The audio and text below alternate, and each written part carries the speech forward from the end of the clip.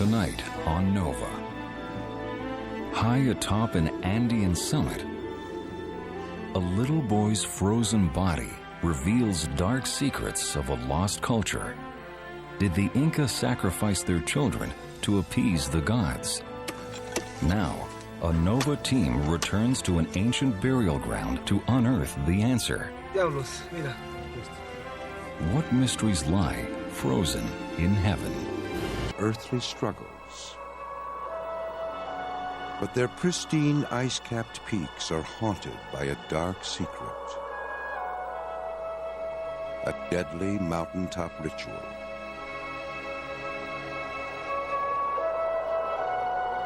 These frozen bodies, all children, date to the time of the Inca, the great civilization that ruled the Andes 500 years ago.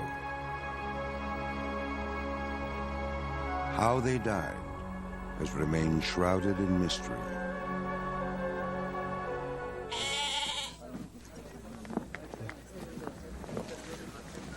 Now, a new kind of scientist, part scholar, part adventurer, is unlocking the secrets of the ancient mummies. Anthropologist Johann Reinhardt has spent nearly 2 decades exploring Andean peaks. For about 16 years, I've done research on people's beliefs about mountains in the Andes because it's like a key to understanding a lot of parts of Andean cosmology, religion. Today, Johann begins a climb to the top of Sarasara, a giant volcano in southern Peru. When he first climbed the mountain in 1983, Johann found the ruins of ancient walls on the summit. He hoped to excavate the site, but never got the chance. Violent weather and terrorism prevented his return for more than 13 years.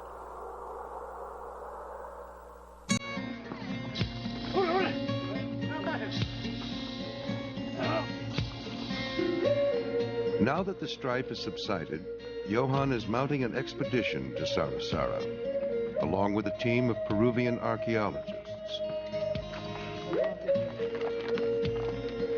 Joining them are residents of Quilcata, the town at the base of the mountain.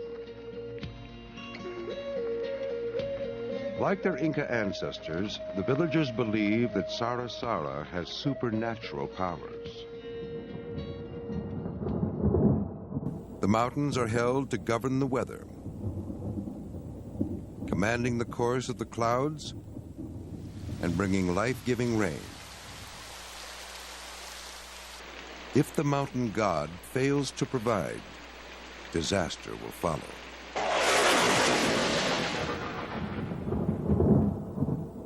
But was the Incas' fear of these deities so great they would sacrifice their children to appease them? The Incas had no written language, so much of what we know about them comes from chronicles written by the Spanish, who conquered the Inca Empire in the 16th century. These rare drawings depicting Inca life are the work of a descendant of Inca nobility who grew up under Spanish rule. When the conquistadors landed in 1532, the Incas were at the height of their power. Their kingdom, stretching from Ecuador to Chile, rivaled the size of the Roman Empire. Like the Romans, the Incas were innovative engineers. Undaunted by vertical terrain, they built majestic mountaintop retreats like Machu Picchu.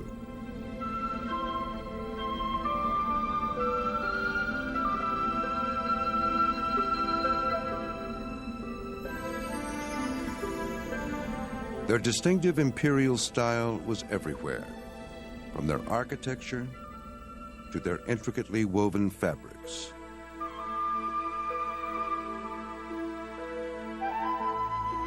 Bill Conklin is an Inca scholar specializing in textiles. He believes that one of the key ingredients in the Incas' success was their unique attitude toward conquest. The Inca were a cleverly imperial people. They were, on the one hand, a military empire, but they accomplished a lot of their conquering by persuasion.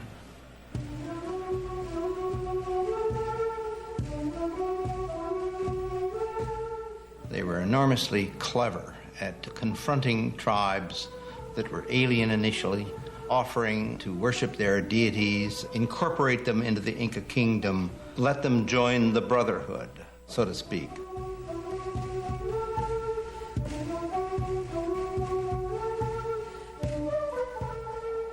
One ancient Andean tradition that the Incas embraced was mountain worship.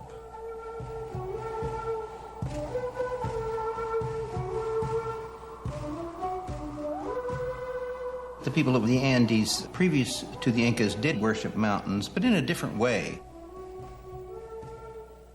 They seem to have worshipped mountains from a distance, but the Incas are the ones who got the idea of climbing this ladder to heaven and going up to the top of the mountain and actually engaging in their ritual practices at that spot, which must have been their concept of heaven. While still on the lower slopes of Sarasara, Johann's team discovers evidence of ancient mountain worship. It's in a cave, thousands of feet below the summit.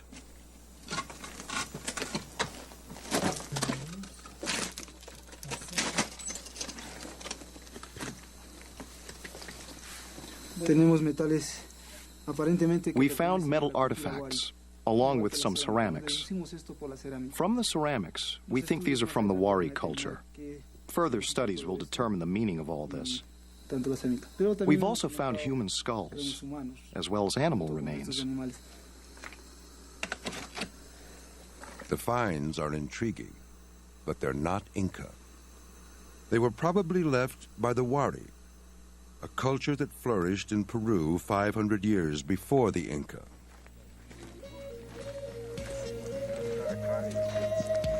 Sí, ¿está bien?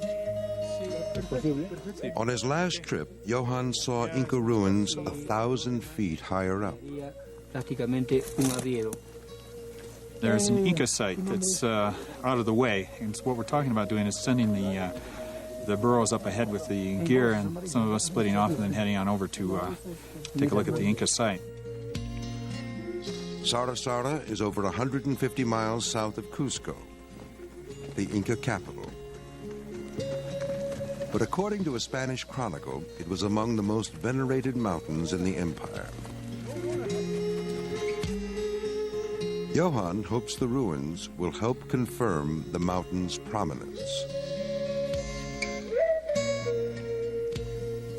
We're 15,200 feet, about 220 feet, and we're at the hilltop in which there's been a whole series of structures built. They look to be clearly Inca, some with walls up to about 1.5 meters, about 5 feet high. The number of the structures and the layout indicates that this was a staging point on the way up to the summit of Sarasara. Johann's partner on the expedition is Dr. Jose Antonio Chavez, an archaeologist from the Catholic University in Arequipa. Estamos en dos habitaciones. We're in two very important large rooms here, and nearby are a couple of small corrals. There are also living quarters, probably for the people who fetched and carried material such as wood for the ascent of the Sarasara volcano. The complex appears to be a huge staging area used by the Incas on their journeys up the mountain. What we see here up in the background is the western northern summit. There's one where we can't see just in the back where the ruins are located, but clearly to us anyway, it looks like the Incas would have gone up perhaps that scree slope or perhaps up this ridge, then up that scree slope to get to the summit. And it's one of the few routes of access that you can get on this mountain because it's quite steep all the way around. Johan's interest in Sara Sara was sparked in part by intriguing references in the Spanish chronicles.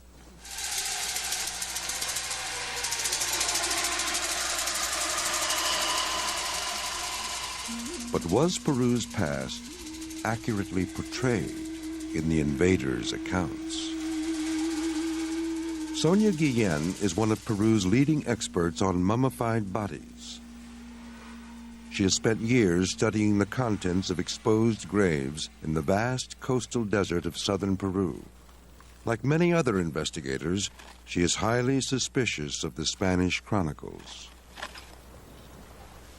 You have to take chroniclers with a grain of salt. There are chroniclers and chroniclers. They're the ones that were closer to the events. Those are the ones that heard about it. They were not close to them. They also had their own intentions. Some of the chroniclers, for example, were sent to destroy the religious activity of the Indians. They made sure that they looked like pagan people. That led to the belief that these priests were exaggerating in their presentations of their rituals. Accounts of one Inca ceremony in particular seemed exaggerated. Capa Cocha, a mysterious ritual in which the Incas sacrificed their children to the mountain gods. The Capa Cocha ritual was always presented as very bloody and unchristian. The descriptions were so grotesque, scholars doubted the ceremony actually took place.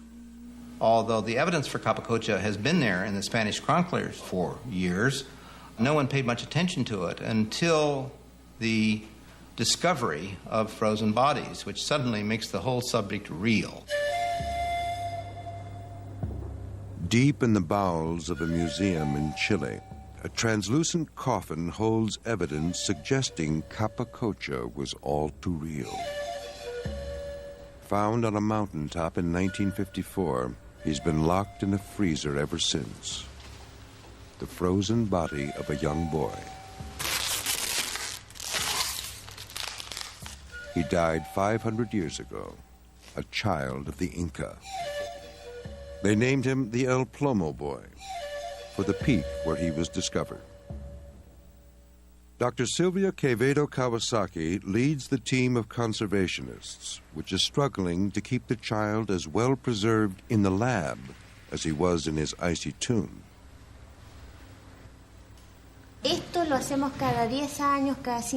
We do this every 5 or 10 years, but we haven't done it since 1985. This little piece I'm removing will be sent away for analysis in order to calculate humidity. He has a characteristic smell caused by changes in body fat. Although it's a strong, penetrating smell, it's a good one. As doctors, we're guided by smells, by touch, by sensitivity. Everything available to us is a valid resource. Sometimes the smell tells us his condition, and in this case, it's good.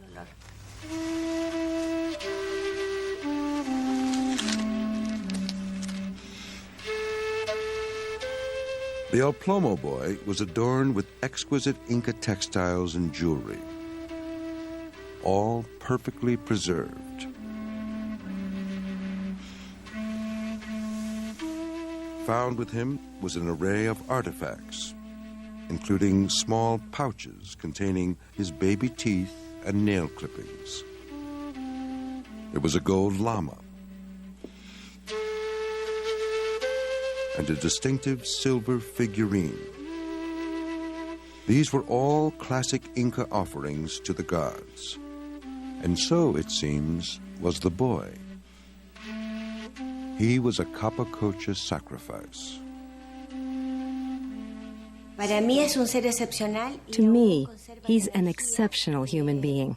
He still embodies all the energy of the people who went with him up the mountains to sacrifice him to the gods. You can still see it, the energy in him. His face looks very peaceful. He passed from sleep to death without realizing it. A gentle death, in stark contrast to the Spaniards' gruesome descriptions. Now that actual evidence was emerging, Inca attitudes toward human sacrifice had to be thoroughly re-examined.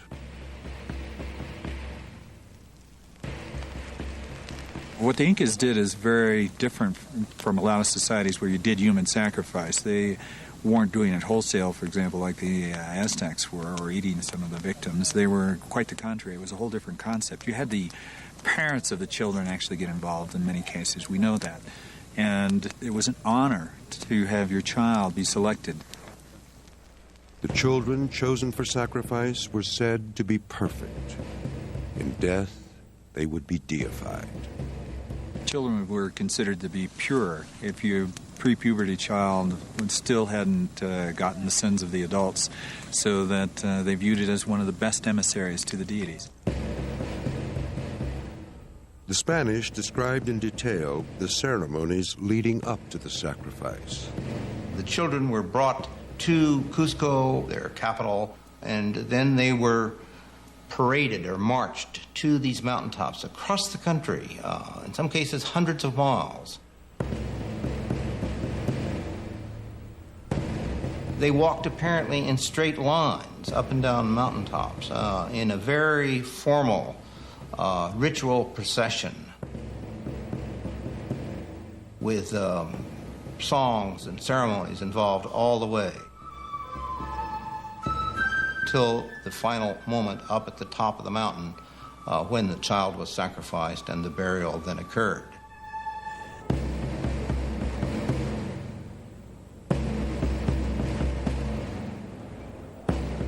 The frozen mountaintop preserved forever elements of the ceremony, including evidence of the child's long journey.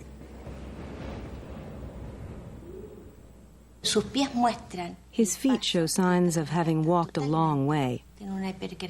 One foot is calloused, and both feet are swollen. Also, his fingers are frostbitten. This is very significant. It means he was alive when he reached his destination.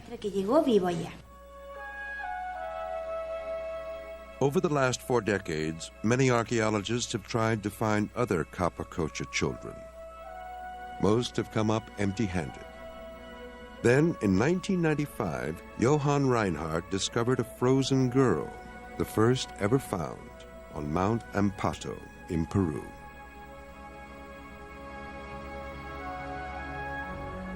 Nicknamed Juanita, this 500-year-old mummy is amazingly well preserved. When she went on display in Washington, D.C., thousands flocked to see her.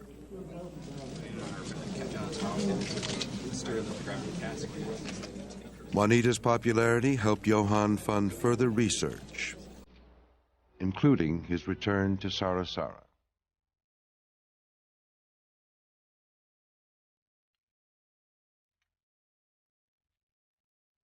He and his teammates have been working their way up the slopes for 3 days now. At 18,000 feet, the air is very thin. Every step is an effort.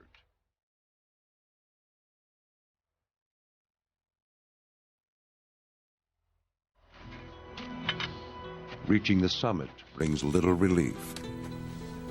On this expedition, the hardest part isn't the climb, but the digging through several feet of rock-solid ice. Well, it's looking very snowy.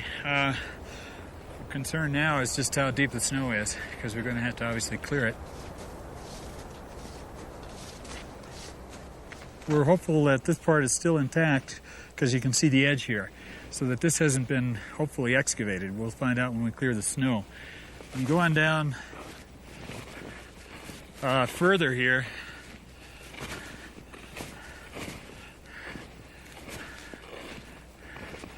This, from 1983, This section of the wall has collapsed, and the concern could be that this would have been due to some looting or digging in here. We won't know until we excavate. It could also just be natural. It's been quite a while. It's 13 years.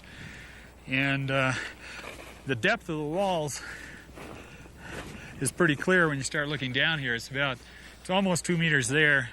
And as you go around, this is all part of the wall here that we're seeing. Comes on around here. It's about 2 meters right down here.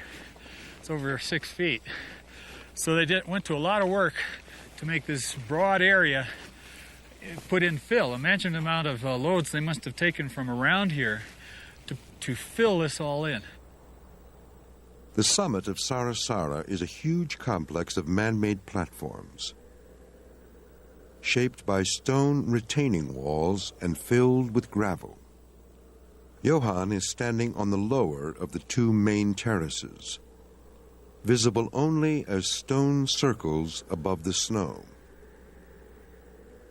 On the opposite northern side, a collection of boulders marks a small platform. To the east, a series of 4 terraces runs down between rocky outcrops. Johann believes the southern end holds the most promise. Where we're standing right now is on one of the southeastern corners in one of the deepest corners. And that's generally the deepest places is where you would usually find something. So we could be right now standing on top of potentially a human sacrifice, but certainly some kind of offerings I would think would be in this section right here.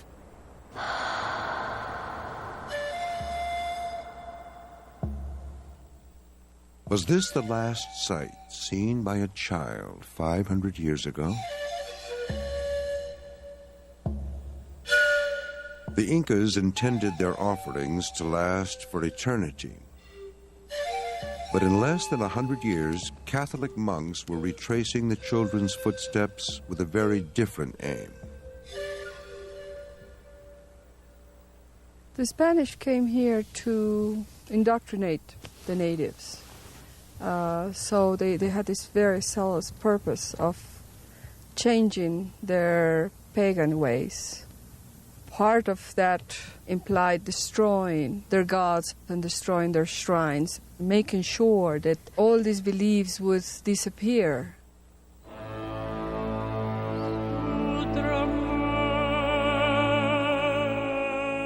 The monks didn't merely record Inca traditions, they also did their best to uproot them. They hunted down and destroyed anything sacred to the culture, including the bodies of Capacocha children.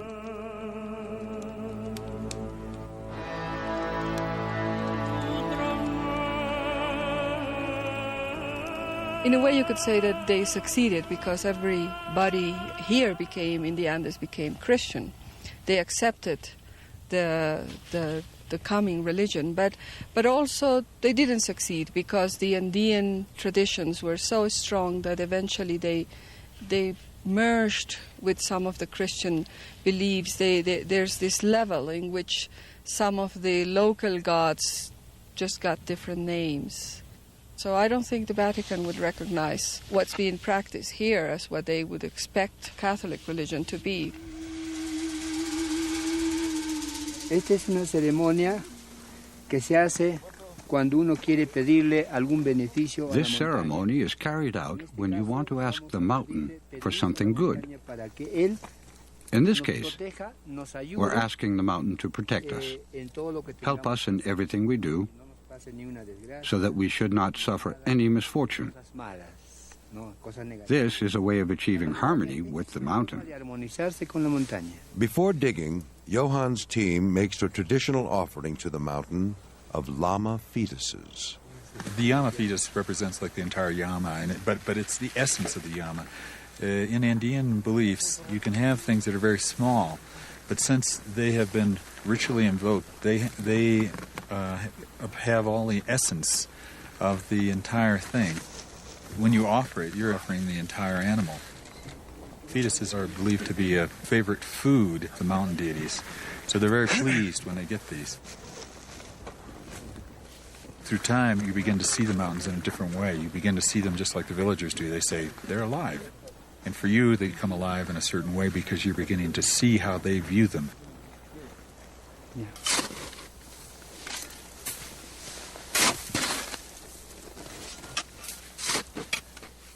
On the summit, the mountain seems reluctant to yield its secrets.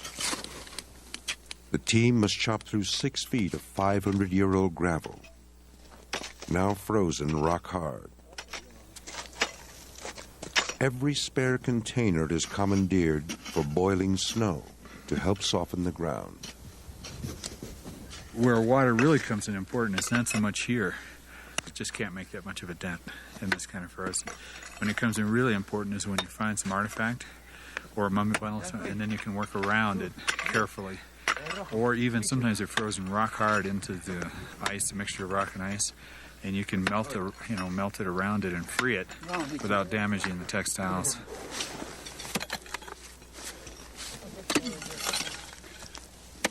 Hacking through the frozen gravel is exhausting labor.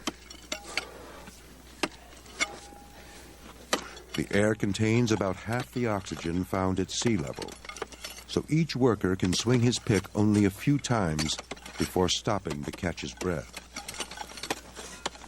It's inevitable in the course of dealing with hard terrain like this that sometime you're going to actually hit an object, and fortunately that's happened very rarely.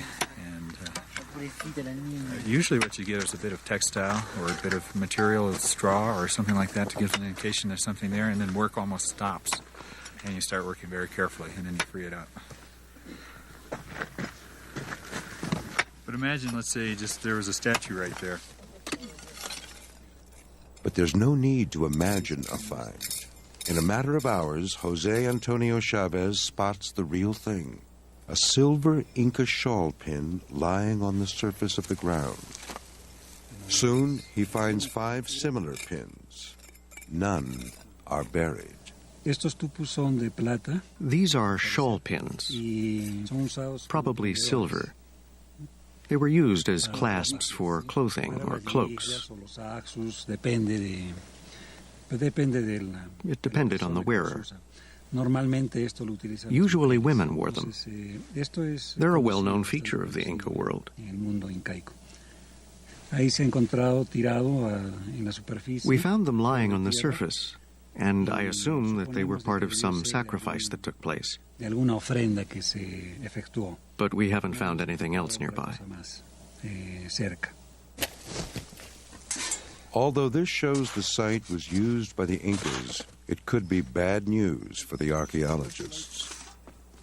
The Incas usually buried their offerings. Artifacts found on the surface often mean another sort of excavation has taken place. It's a problem afflicting every archaeological site in Peru. Looters. An ancient cemetery near where Sonia Guillen works is a typical example. In this area, we have very good preservation of organic material, and this is what the looters exposed. Unfortunately, this has been greatly destroyed by the activity of looters looking for pottery, textiles, and hopefully they expect to find some gold. Because of some superstition, when they find a mummy, they will take the head away violently and throw it away and separate it from the body.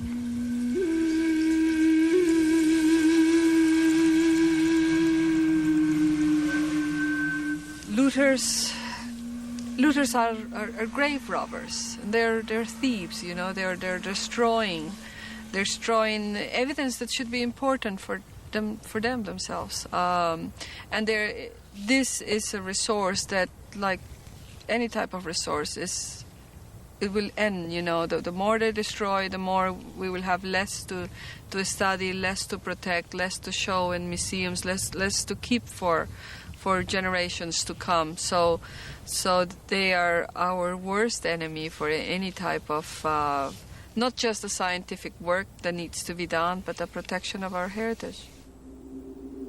The looters, also known as huaqueros, will go to any lengths to find Capacocha burials. The only advantage that the burials have is that they are at such remote locations and so inaccessible.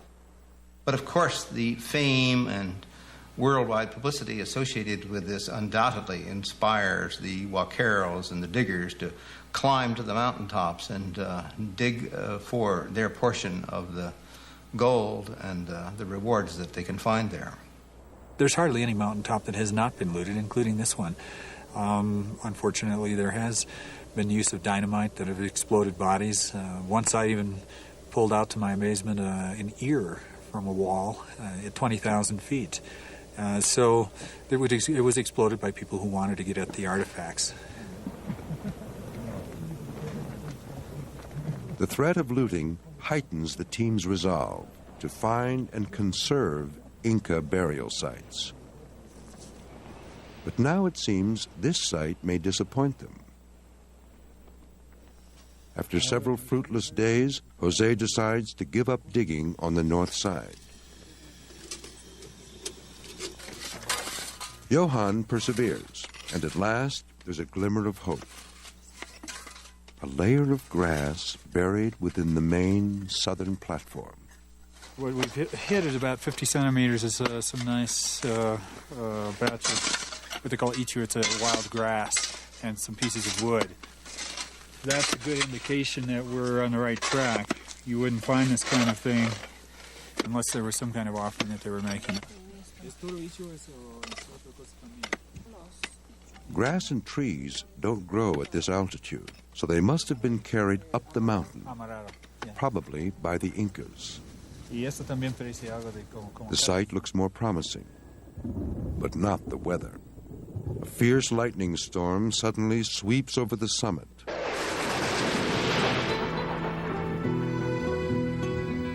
Everyone scrambles down to camp, 500 feet below.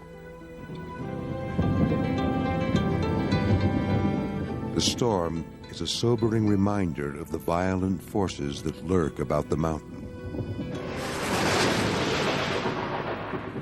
It was this kind of power which struck fear into the hearts of the Incas and moved them to appease the mountain gods with gifts. One of those gifts is kept here, in a freezer in Argentina. The body of a young boy, one of only a handful of well-preserved Capacocha children ever found.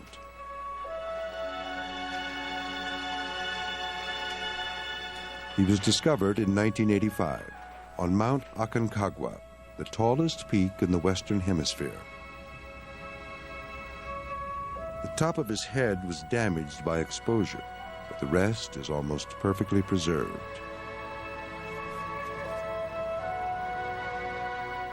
Although the El Plomo boy from Chile appeared to have died peacefully, the final moments of the Aconcagua boy were different.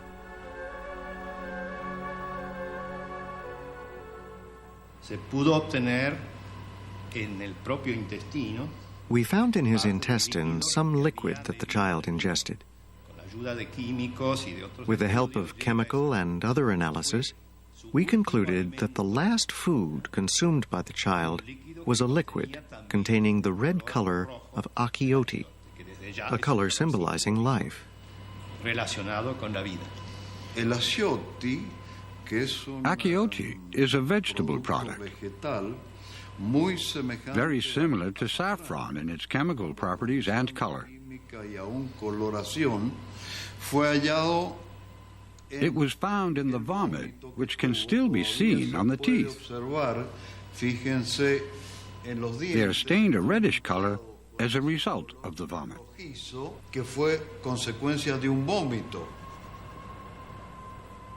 The clothes he was wearing were covered in vomit and diarrhea, both stained red by the achiote dye.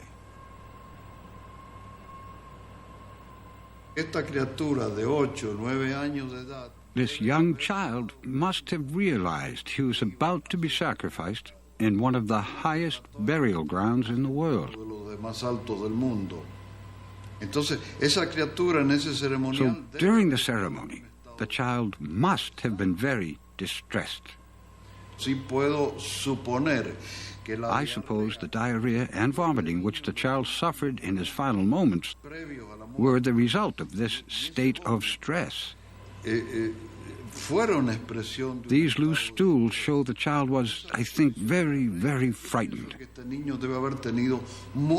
Absolutely terrified. No one can know for certain what this young child felt in his final moments. But clearly, he was physically ill. Exhaustion and high altitude could have contributed to his nausea. But his death was far from natural. The 7-year-old was so tightly wrapped in textiles that his ribs were broken, his pelvis dislocated. The life was literally squeezed out of him.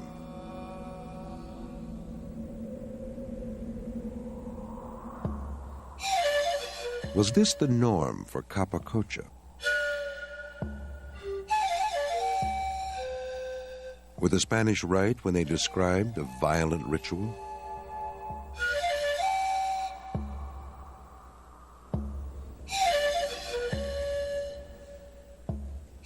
The discovery of Juanita provided new opportunities to investigate.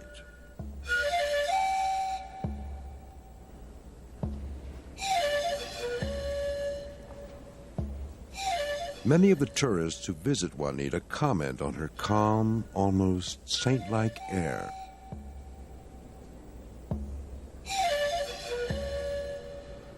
But during her trip to Washington, the mummy was CAT scanned by an advanced 3D imaging system at Johns Hopkins University. The test revealed a darker secret behind the serene expression. This image is an image of her skull looking directly at us, and the first thing you can see is her orbits. The eye socket, the left orbit is nice and round, it's perfectly normal. The right orbit is kind of compressed, and you can look at the lateral wall and there's actually a fracture. If we then rotate this image, and you can see this line in her frontal bone, which is evidence of a skull fracture. It's a fairly significant fracture, and you look at both of these together, it's a type of evidence that someone who was struck by a hard blow in the side of the head, maybe by a rock or by a stick or by a club, and basically bled internally, and that's how she died.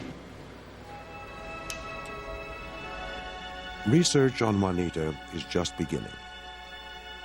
Scientists hope her internal organs, as well as the textiles and offerings found with her, will reveal more about what kind of life she led.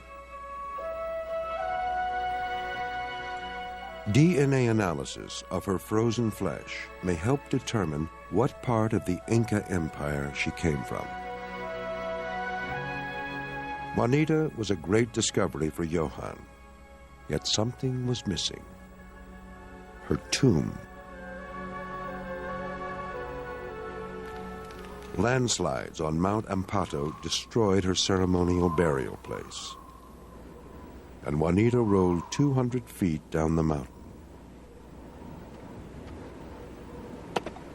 The perfect Capacocha burial is yet to be found, and Johann suspects it may be hidden somewhere on Sarasara. So far, there are no signs of the coveted ancient gravesite. After 5 days, the team has found nothing more than the shawl pins.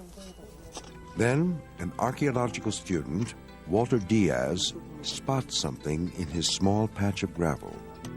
The first thing I noticed was a little piece of textile and what might be hairs. I don't know what kind of hair. It might be llama or guinea pig. But here, you can see the little piece of red fabric.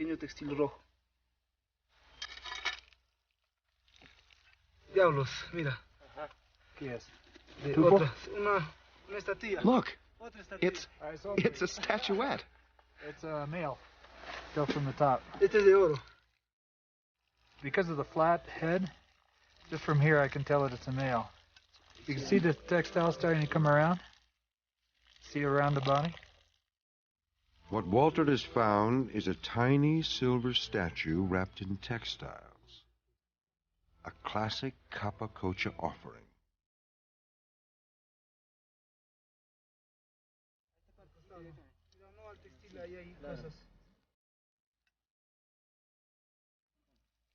As they clear the earth away, the workers find a second silver statue, a female, the same design as the one found with the El Plomo boy.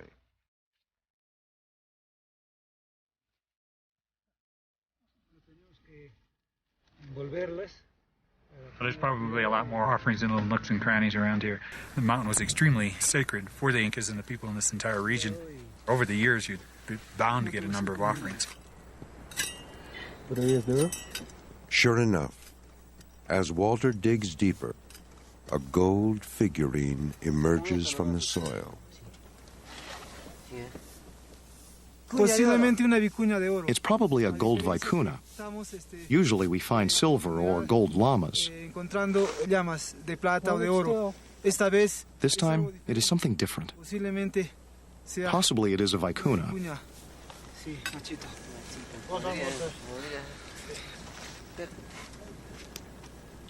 Next is a figurine carved from seashell, once as valuable to the Incas as gold. It's a tiny llama figure made from a spondylus shell. That's a marine mollusk found in Ecuador, north of Peru. Seashell miniatures and gold and silver statuettes were offered to the gods along with the Capacocha children. Although the shawl pins were found to the north, Walter's statues came out of a small rock crevice high on the summit. What's ironic is this is a teeny little platform. Those are huge platforms we have on the other side. We haven't found anything yet, but that's probably because it's deeper. You have a small platform like this, and you have a better chance of finding something quickly because it's shallow. Then, finally, a tantalizing find over on the main platform. A small silver rod glints within the ice. What they just uncovered here is a silver llama figurine. You just see a bit of it here. It's beautifully preserved. What's really exciting us is that just below it is some of this straw and rope, and we had thought there might be a burial here, and here we see this hole. In other words, we're seeing ice, which means there's a hole there. With this llama figurine in front of it, it's quite possible that we'll find the human sacrifice here when we continue digging. Johann hopes this tiny llama is a sign of more exciting things to come.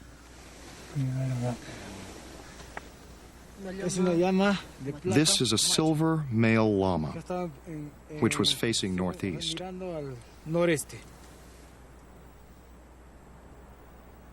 While the male and female statues were found in a crevice above the main platform, the silver llama was unearthed close to the spot where Johann expected to find a mummy. Hopes are high that more digging will reveal the focus of all the offerings: the body of a child.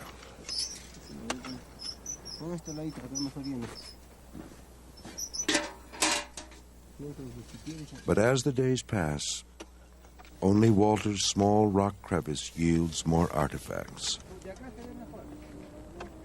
7 in all, including a beautiful gold male statue.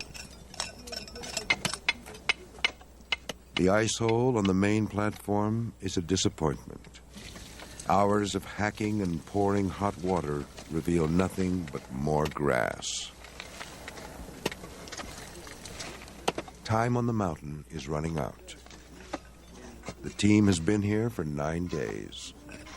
Supplies are low, and everyone is feeling the effects of the altitude. Desperate to make the most of what little time remains, team members launch small excavations all over the summit. Amazingly, one of them on the eastern side pays off. Since yesterday, we've had a hunch we'd find something. Jose Luis had already discovered a small offering. So we started to clean this area, and we found the walls of a tomb.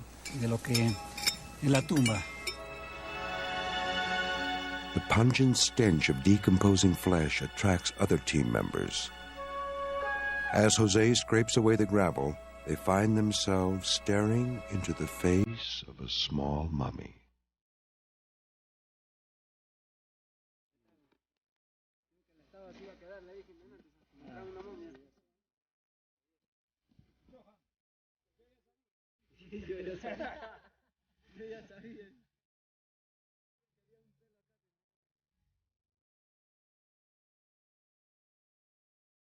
I smelled it before. That's why I thought there was a mummy here even before they found it. And that means that usually it's already decomposed to a degree. So we're getting there are going to be textiles. What looks like there's still some textile left, although damaged, and a skeleton. But the nice thing is we'll get the whole complex, and we'll get it in situ, and we get all different artifacts. You can already see a statue here. There's going to be other when they found the silver statue right there. So there's going to be more stuff that's going to be found in association with it. And that's the kind of things that really makes this exciting. To Johann, the discovery is proof that the Incas used Sara Sara for child sacrifice. The complete grave will help the archaeologists paint a clearer picture of this ancient ritual. The mummy was buried in the terraces east of the main platform. Since these face the morning sun, the ground here is not frozen, and the body will most likely be degraded. As the mud is removed, it's clear the whole bundle is tightly wrapped in sack-like textiles. What we have here is part of the head. The mummy is pointing downwards. These are the feet and part of the body. And possibly above the knee is a small offering, which we can see here.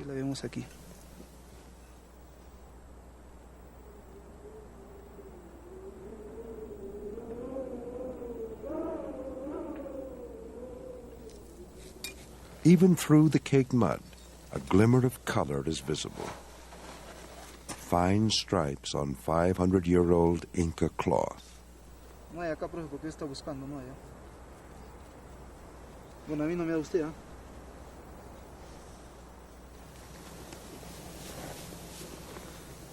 Aquí están los cabellos.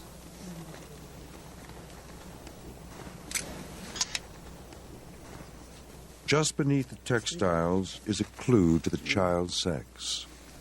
The shawl pin goes through the cloak. The head is covered by another piece of cloth. But the shawl pin goes underneath that cloth. And here it is. Where he's working right now shows a tupu, a shawl pin, which means that this is a female mummy. Another girl who lost her life to the mountain gods. She was found just in time. The team can't afford to stay on the mountain any longer. But Johann is determined to return. He's convinced that Sara Sara harbors many more invaluable finds. There's been some looting, but there's also a tremendous amount that hasn't been touched. And it's a very, very big site, really, and with a lot of different smaller sites. And we still have quite a bit of work ahead of us to get to the bottom of it. We'll give some thought to how to make this a more efficient operation when we come back next year.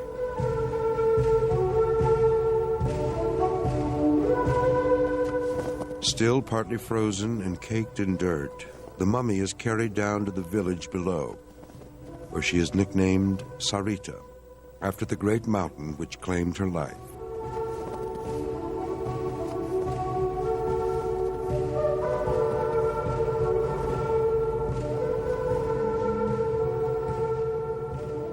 Back at Catholic University in Arequipa, Jose Antonio Chavez leads the team of conservationists who will care for the mummy. Thaw, separate, and refreeze several layers of textiles. As the team peels away the coverings, startling discoveries come to light. A large pouch made of feathers hangs down the girl's back. It probably contained coca leaves. On the mountain, the archaeologists thought the tiny body belonged to an 8 or 9-year-old. Now, examination of her teeth shows she was actually about 15. Unlike some of the other mummies, which were dressed in royal Inca garb, Sarita died wearing very ordinary, everyday clothing. Still, she was clearly a Capacocha sacrifice. X-rays of her skull reveal that, like Juanita, Sarita was killed by a severe blow to the head.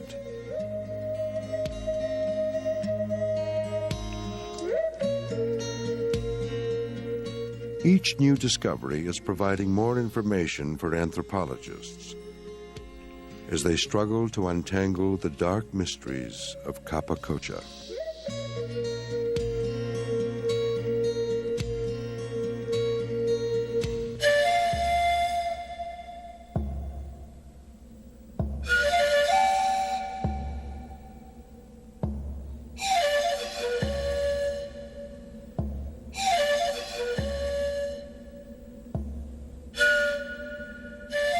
These were the chosen ones.